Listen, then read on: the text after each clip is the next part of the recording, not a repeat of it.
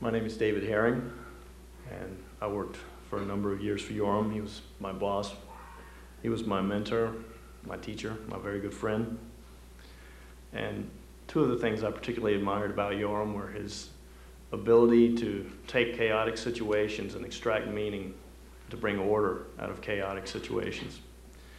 And he also, I marveled at his ability to come to me at exactly the time I needed and bring some bit of wisdom or some bit of insight that would spark me and get me over some hump, some problem that I was facing. I remember one day very recently he came into my office excited about a paper he had just read about a modeler who had constructed a model of the swimming patterns of a school of fish, and he was pointing out to me that while the school was comprised of individuals, there was some advantage in swimming as a unit. And he said, but the individuals are free to swim wherever they choose. They only know their spacing relative to the other individuals. And then he explained, you see, David, there's a delicate balance between order and chaos, and it is in this balance that creativity and innovation arises. I thought that story served as a fitting metaphor for Yoram sitting at his desk. When you look at the way that the papers and the journals were strewn sort of haphazardly across his desk, and yet there he sat, focused intently on the monitor, hammering out his next journal article.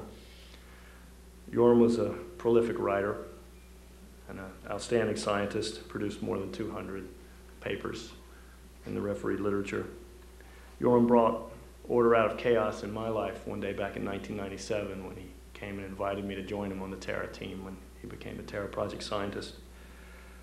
He used to use this analogy of the Earth as a middle-aged patient, and now this patient is showing some symptoms, and now for the first time with our EOS program we would have the ability to give our planet the checkup that it needed. And so he was so excited, he would speak in these very big ways, these big ideas about important scientific objectives and things that matter greatly for the future of our home planet and for science. And I was inspired. I was called to a new objective, to a new focus, and I was excited. I wasn't used to people speaking to me, to scientists sort of treating me as if I were an intellectual equal, and he would ask me, what do you think? What do you think of this mission? What do you think? How can we share it with the world? And he challenged me to come up with a strategy. I struggled for the first year. I had many setbacks and frustrations, and I began to think after about a number of months that perhaps I wouldn't succeed, that I might fail, that I may not be able to put together the strategy that we all had discussed, John Ranson and Jim Kolatz and others. So I went and called a meeting I had been dreading, and I was prepared to tell him that if he needed my resignation, if I wasn't going to be able to meet his objectives. And he looked at me with this smile. He heard me out patiently, and his eyes were smiling the whole while, and it was as if I were setting him up for a joke, and he was just waiting to deliver the punchline. And he said, David, you're young. We don't expect you to have all the answers. And he said it in such a way that it knocked me right out of my framework and into a new one, and I laughed at myself, and he laughed at me, and we started talking, and he said, why don't you come with me to a meeting we're going to, JPL. We're going to meet with some colleagues, and we'll keep talking about this. And we were rushing back from JPL to make our next flight to Arrows Data Center in Sioux Falls. We were afraid we'd miss our plane, and all of a sudden the heavens opened and it rained, one of those hard rains where it's just coming down in sheets. And the traffic came to a standstill, and there was a line of cars as far as we could see in front of us and behind us, and we sat there, and I thought, there's no way we're going to make our plane. And so we were just sitting there, and I turned and I said, what do we do now?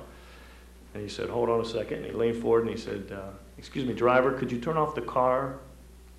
Maybe you've heard of this global warming. So we sat there, and he leaned back and he said, well, I'm glad you could make it to this meeting, David. Sorry I had to go to all this trouble, but I wanted to make sure I had your undivided attention. And so we sat there for 2 hours, and we started bouncing ideas off of each other and talking and just playing off the metaphor that he had used so much about the Earth as if it were a being.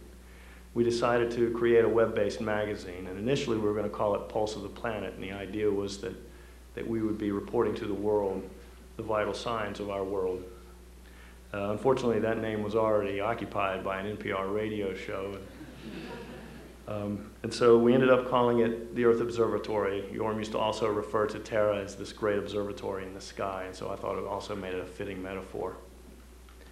And so I'm very pleased today that the Earth Observatory, thanks to Yoram's encouragement, and his wisdom, and his creativity, has moved forward. We've evolved. We've become, by almost any measure, a successful publication, thanks to many others as well, Michael King and Robert Simon, who's with me, and our whole team, and all of the wonderful, gifted, talented scientists who share so freely their images and their work with us and give us the privilege to publish it and share it with the rest of the world.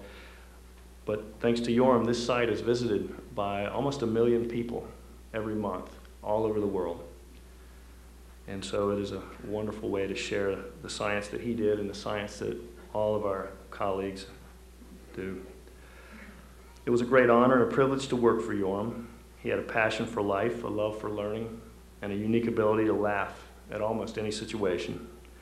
These characteristics rubbed off on those of us who worked with him. That part of him is still very much alive in me and my heart, as I know it is in many of the others, perhaps all of you here today.